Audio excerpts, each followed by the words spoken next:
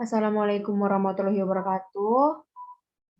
Kami dari kelompok 4 akan mempresentasikan hasil kerja kelompok kami. Kelompok kami yang beranggotakan Zaki Faisalari dengan NPM G1A02003 dan saya sendiri Wela Ustul Aziza dengan NPM G1A02017. Kemudian ada Kerin Lorenza Yudhistira dengan NPM G1A020055. Di sini kami akan menjelaskan visualisasi data yang akan dijelaskan oleh Saudari Kerin. Baiklah, saya akan menjelaskan mengenai visualisasi data. Visualisasi data terdiri dari line plot, histogram plot, bar chart, box and whisker plot, dan yang terakhir scatter plot. Line plot ini digunakan pada saat distribusi data yang mana pendistribusi data tersebut juga dapat digunakan pada histogram, namun dapat juga digunakan di line plot. Pada visualisasi data ini kami menggunakan dataset insurance.csv. Dengan fitur dataset ini terdiri dari age, sex, BMI, data BMI untuk divisualisasikan ke line plot dengan menggunakan Chevron SNS.displot. Seperti yang dilihat pada share screen, pertama kami melakukan import dataset dan apabila di run, jika berhasil, maka akan menampilkan line plot seperti yang bisa kalian lihat. Selanjutnya, bar chart. Bagan batang umumnya digunakan untuk menyajikan jumlah dua relatif untuk beberapa kategori. Sumbu X mewakili kategori dan diberi jarak secara merata. Sumbu Y mewakili kuantitas untuk setiap kategori dan digambar sebagai batang dari garis dasar ke tingkat yang sesuai pada sumbu Y. Pada bar chart kami juga menggunakan dataset insurance. Bisa dilihat code yang kami gunakan pada share screen. PT bar digunakan untuk menggambarkan grafik bar chart, dan apabila di run akan menampilkan bagan batang seperti yang bisa dilihat. Histogram plot ini pada BMI ini memiliki distribusi normal dengan dibuktikannya gambar grafik yang berbentuk seperti kurva Bell. Selanjutnya yang ketiga, histogram plot. Plot histogram umumnya digunakan untuk meringkas distribusi sampel data. Sumbu mewakili bin diskrit atau interval untuk pengamatan. Sumbu Y mewakili frekuensi atau hitungan jumlah pengamatan dalam kumpulan data yang dimiliki setiap bin.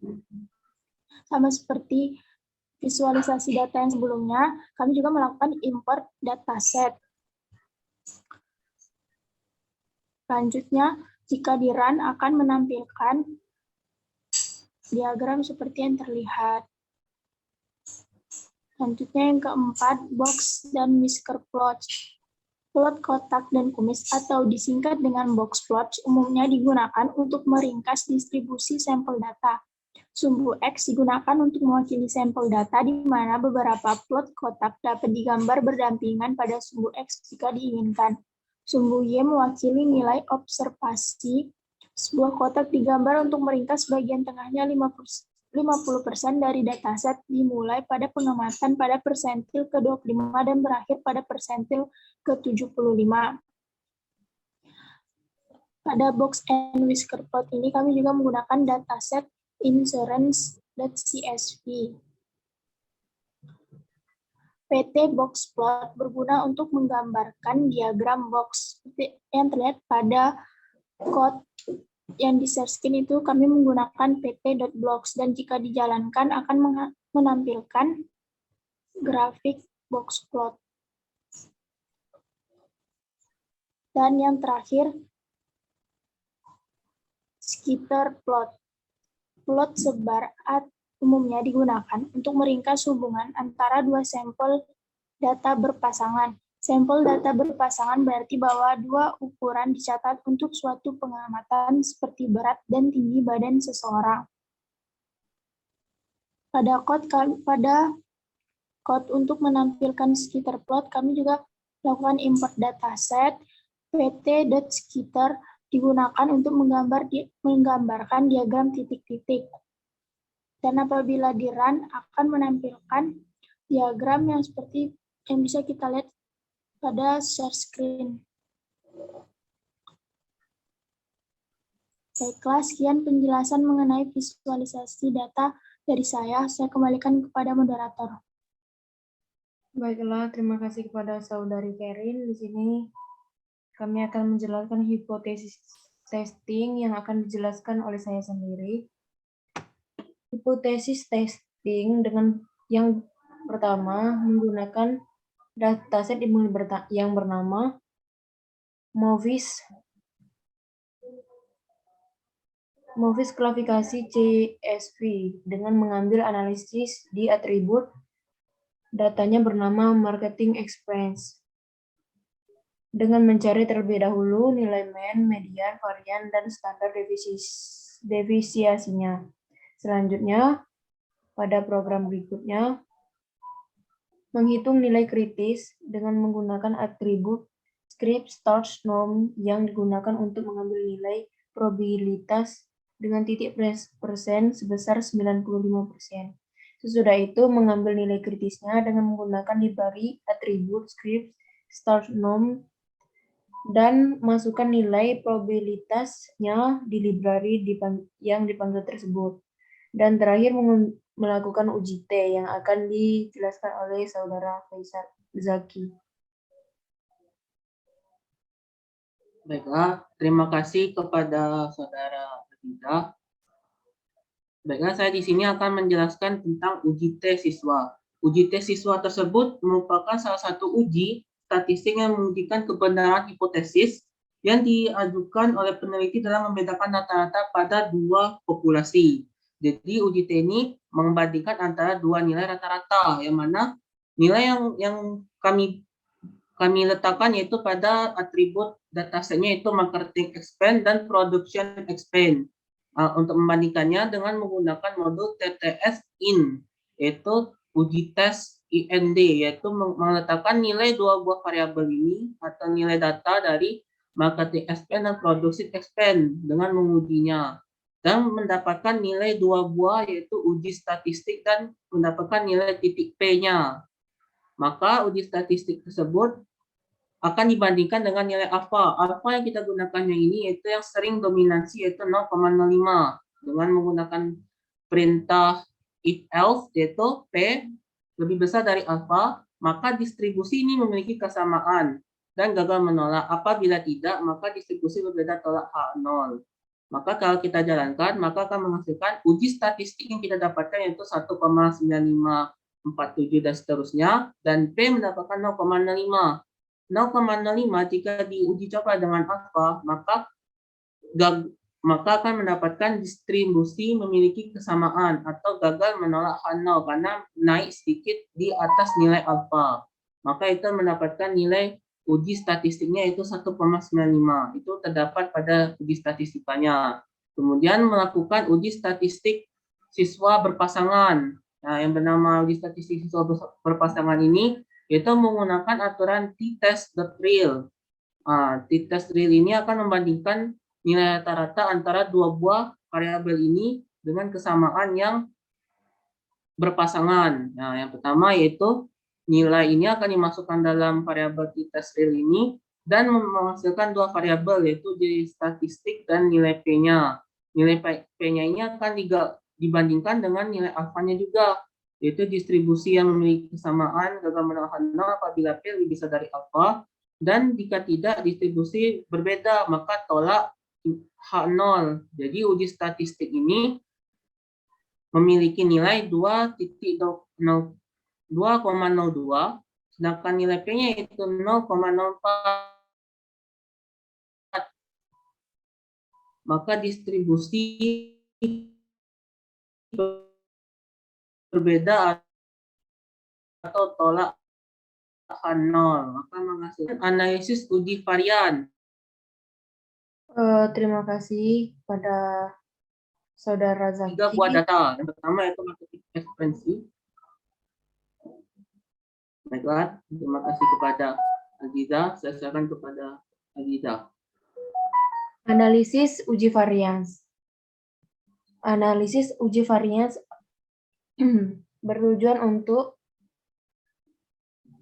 analisis varians satu arah, on the way ANOVA. Adalah untuk membandingkan rata-rata atau lebih kelompok pada suatu variabel terkait untuk melihat apakah rata-rata kelompok berbeda secara signifikan satu sama lain. Pengujian mensyaratkan bahwa sampel data adalah distribusi Gaussian, sampel independen, dan semua sampel data memiliki standar deviasi yang sama. Kemudian ada kolerasi, konvarians, redundansi, dan studi kasus yang akan dijelaskan kembali oleh Saudara Zaki. Baiklah, terima kasih kepada moderator. Saya akan melanjutkan penjelasan tentang kovarian dan korelasi. Kovarian dan korelasi ini merupakan perbandingan yang akan membandingkan dua buah variabel secara berurutan, baik dalam kesamaan dan ataupun secara perhimpunannya. Yang pertama yaitu melakukan kovarian dan korelasi ini dengan mengimport NumPy, Pandas, dan Matplotlib pyplotnya dengan menggunakan data PD.csv, yaitu yang saya ambil yaitu data tesnya atau data dari yang diambil dari Kaggle, yaitu test.csv. Data ini yang akan digunakan nantinya untuk melakukan analisis kovarian dan korelasi.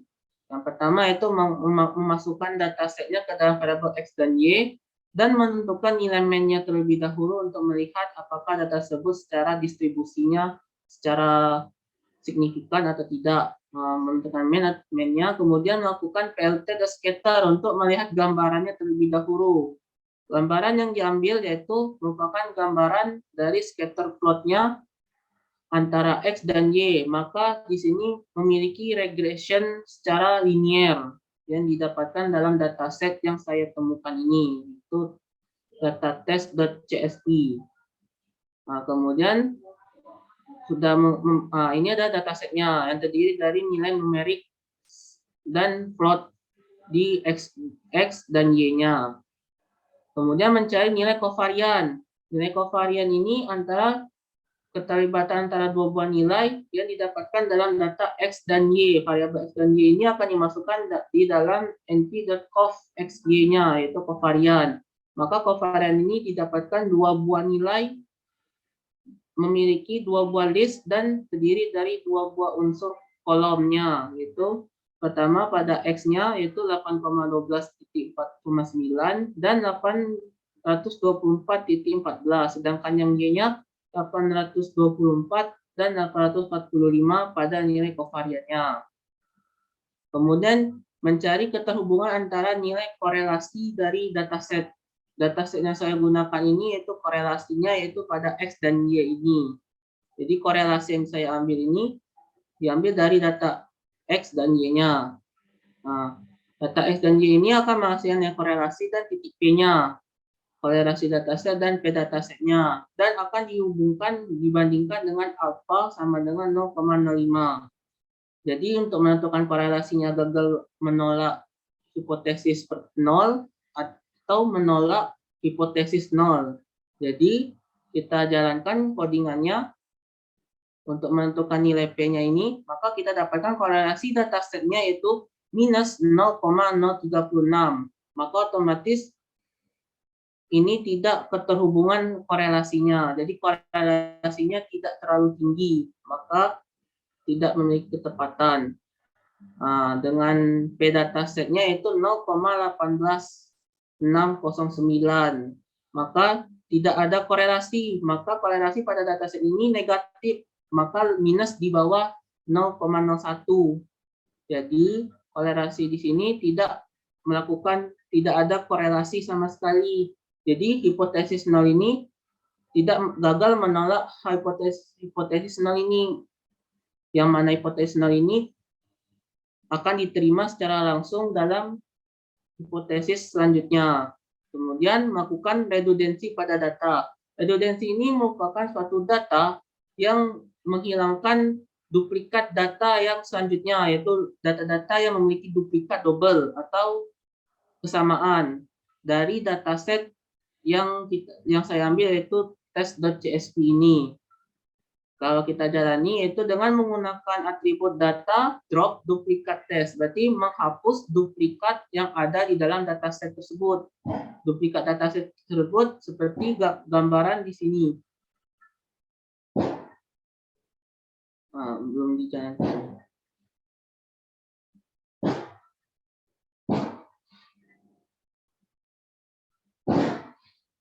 Nah, ini adalah duplikat datasetnya.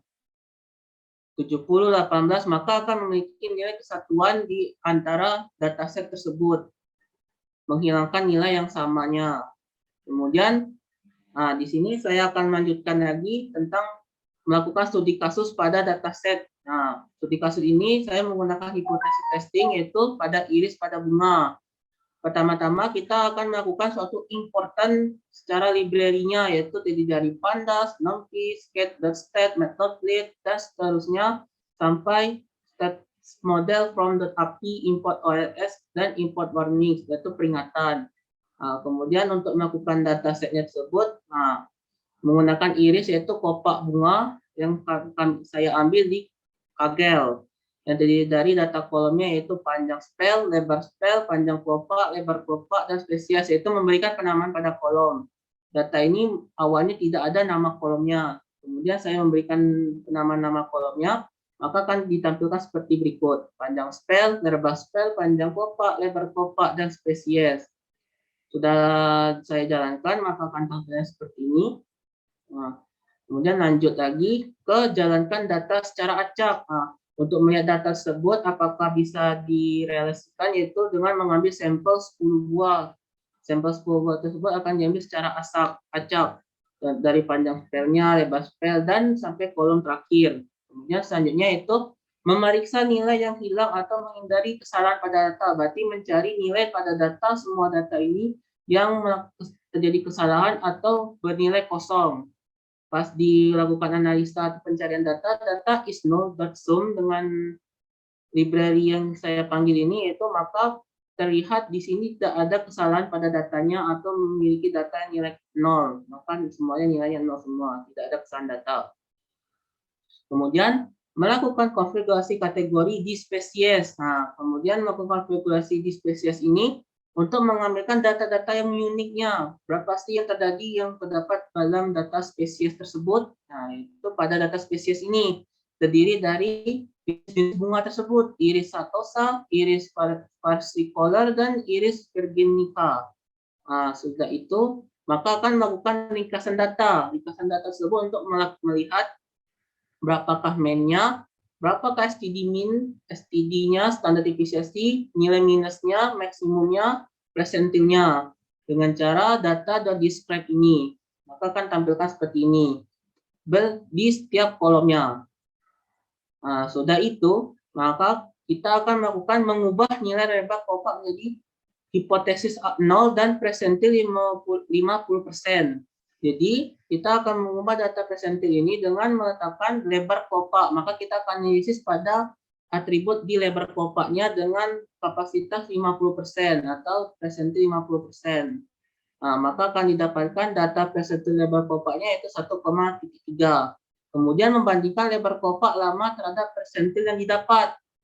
Yang di sini ada membandingkan lebar kopak lama terhadap persentil yang didapatnya, yaitu lebar kopak sesuai persentil. Pertama itu membuat fungsi terlebih dahulu untuk mengubah data kolomnya tersebut, data isi dari suatu atributnya. Yang mana atribut tersebut kita tambahkan pada dataset yaitu lebar kopak baru dengan menggunakan data apply, yaitu menampakkan dari format dari dataset tersebut, yaitu lebar kopak dengan aksis 1 pada data sampel 10. Data sampel 10-nya akan menampilkan data sampel yang terdapat 10 buah sampelnya. Kita akan jalani.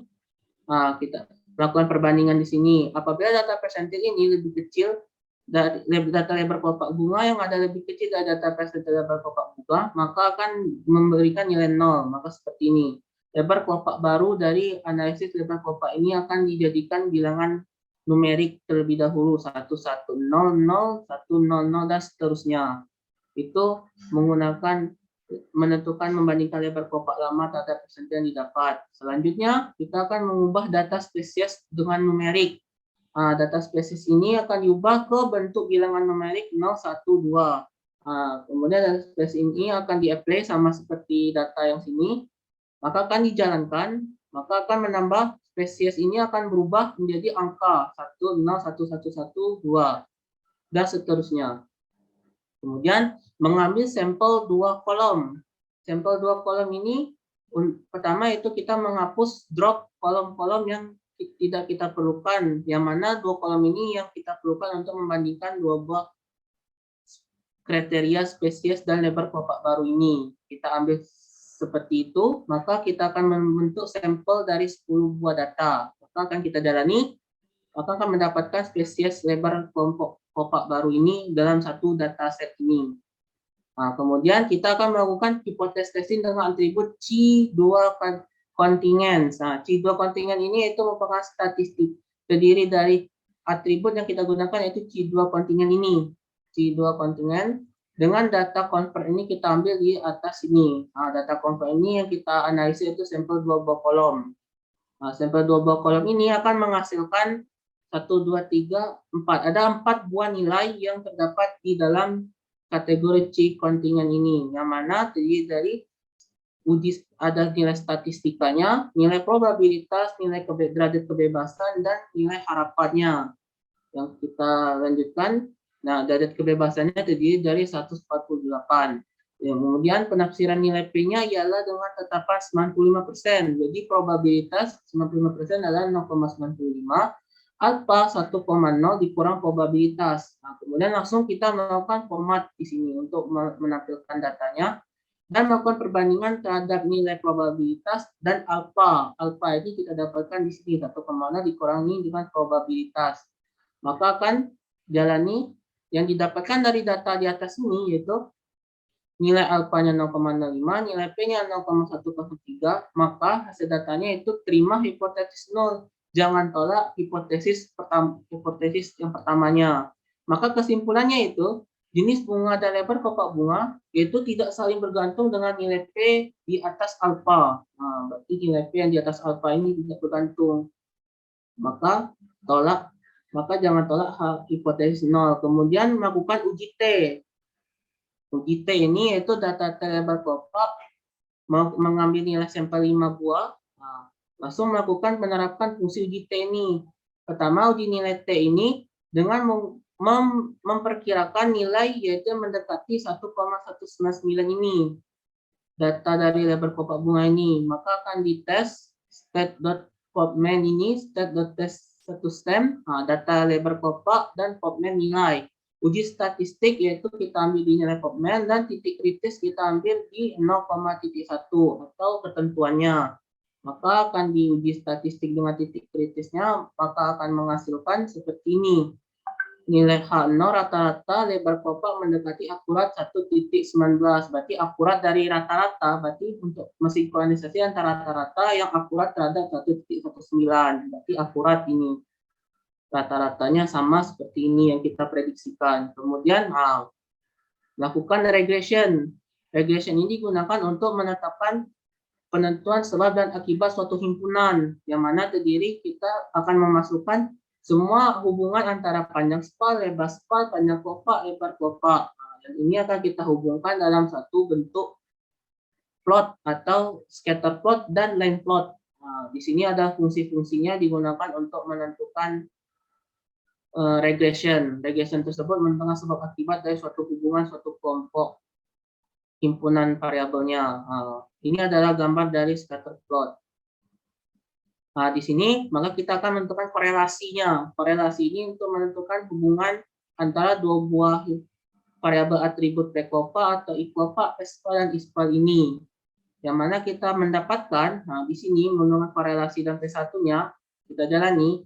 Yang tertinggi adalah korelasinya, yaitu pada korelasi 2 dan korelasi 3, yaitu P kopa dan L kopa dan P spa dan P kopa. Berarti di grafik ini adalah regression yang stabil, naik dan berbentuk linier.